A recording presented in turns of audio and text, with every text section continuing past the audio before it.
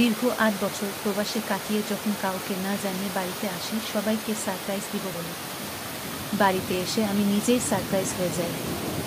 কারণ আজকে আমার ছোট ভাইয়ের বিয়ে, অথচ আমাকে কেউ একবার বলেনি। আমি বাড়িতে আসায় কেউ খুশি হতে পারেনি।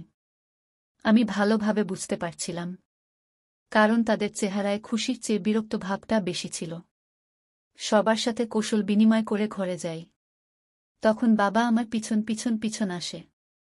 বাবা, কিরে নিলয়, হঠাৎ বাড়িতে চলে আসলি যে, কোনো সমস্যা হয়েছে?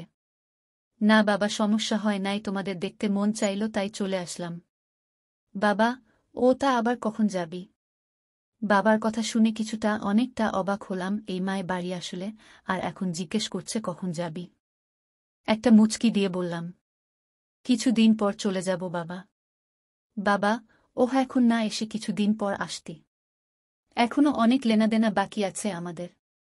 বাবার কথা শুনে কিছু বললাম না। তখন মা বলল, মা, কিরে বাবা, চলে আসলি কেন, কোনো সমস্যা হয়েছে? না মা, সমস্যা হয় নাই, এমনি আসলাম তোমাদের দেখতে। মা, ও আচ্ছা, ফ্রেশ হয়ে আর আজকে আবার রাকিবের বিয়ে, তুই যাবি না তোর ভাইয়ের সাথে? না মা, আমি ক্লান্ত, তাই যাব না। আমি আমার মা বাবার কথা শুনে অনেকটা অবাক হলাম। বড় ছেলে বিয়ে করে নাই, তাকে জিজ্ঞেস করে ছোট ভাইয়ের বিয়েতে যাবে কিনা। সবাই ছোট ভাইয়ের সাথে চলে গেল, শুধু মা ছাড়া। সারাদিনের জার্নি করে আমি অনেকটা ক্লান্ত, তাই কিছু না খেয়ে ঘুমিয়ে পড়ি। ঘুম ভাঙে মানুষের হইচই শুনে। বুঝতে পারলাম বউ নিয়ে চলে আসছে, এর মধ্যে ছোট ভাইয়ের সাথে কথা বা দেখা হয় নাই। ওইভাবে শুয়ে আছি, আমাকে কেউ জিজ্ঞেস করেনি আমি কিছু খেয়েছি কিনা। একটু পর ছোট বোন আসলো। মন্তাহা, ভাইয়া কেমন আছো তুমি?